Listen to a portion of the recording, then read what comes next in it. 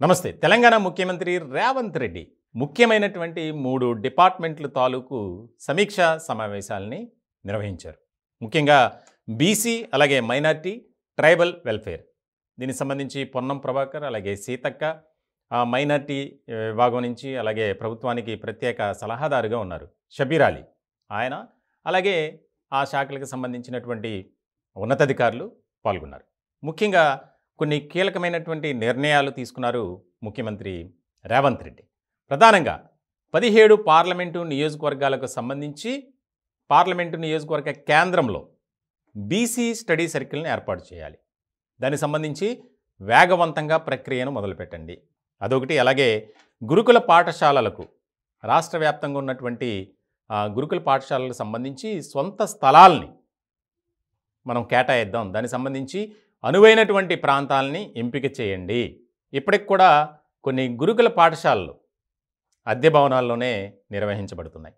ఇట్లాంటి క్రమంలో ప్రతి కళాశాలకి, స్కూలుకి కూడా గురుకులానికి సంబంధించి సొంత భవనం ఉండాలి.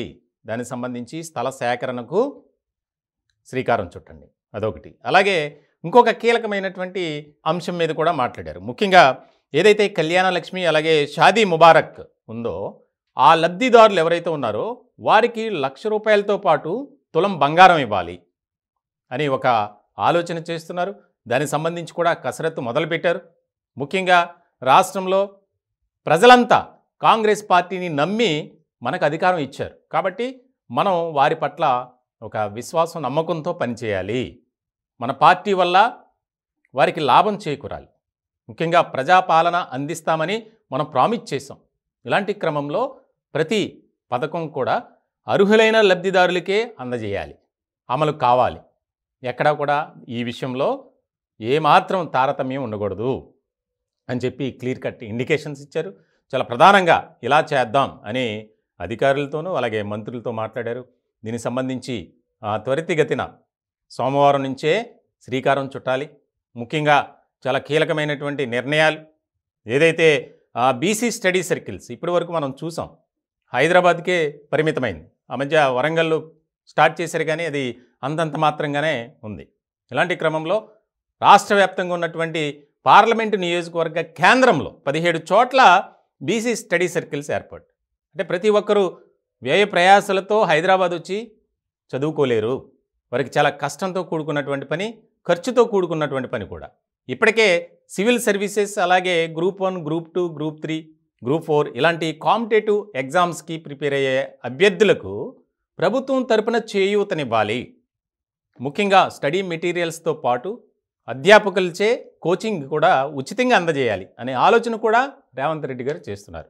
ఎందుకంటే గ్రూప్ 1 కానీ, సివిల్స్ కానీ, గ్రూప్ 2 ఈ కోచింగ్ సెంటర్స్ హైదరాబాద్లో చాలా ఉన్నాయి. హైదరాబాద్, వరంగల్, కరీంనగర్, నిజామాబాద్ ఇటువంటి మెయిన్ సెంటర్స్లో అక్కడికి వచ్చి ఒక యాస్పిరెంట్ కోచింగ్ తీసుకోవాలంటే చాలా ఖర్చుతో కూడుకున్నటువంటి పని. లక్షల్లో ఖర్చు పెట్టాలి. మళ్ళీ ఉండటానికి, అక్కడ ఫీజు కట్టడానికి అంత ఇబ్బందికరమైనటువంటి పరిస్థితి. ఇలాంటి నేపథ్యంలో ప్రభుత్వం తరపునే కోచింగ్ సెంటర్స్ను కూడా ఏర్పాటు చేయాలి. దానిలో భాగంగా రాష్ట్ర వ్యాప్తంగా ఉన్నటువంటి 17 పార్లమెంటు నియోజకవర్గాల్లో ఒక్కొక్క బీసీ స్టడీ సర్కిల్ అంటే 17 అవుతాయి. వీటిని కూడా త్వరితగతిన ఏర్పాటు చేయాలి. దానికి సంబంధించి నివేదికను సిద్ధం చేయండి. అలాగే గురుకులాలకు సంబంధించి చాలా వరకు అద్దె భవనాల్లోనే అరకొర వసతులు, సౌకర్యాలతో సాగుతున్నాయి. ఎక్కడా కూడా దానికి మొత్తం మనం స్వస్తి పలుకుదాం అని చెప్పి ఒక ఆదేశం జారీ చేశారు. అలాగే కళ్యాణ లక్ష్మి, షాదీ ముబారక్ ఈ 2 పథకాలకు సంబంధించినటువంటి లబ్ధిదారులు చాలా కీలకమైనటువంటి పరిణామంగా చూడాలి. ఎక్కడా కూడా దీంట్లో ఎటువంటి గ్యాప్ అనేది రాకూడదు. మంత్రులు, అధికారులు కోఆర్డినేషన్తో పనిచేయాలి. దానికి సంబంధించి నివేదికలు తయారు చేయండి అని చెప్పి ఆదేశాలు జారీ చేశారు సీఎం రేవంత్ రెడ్డి.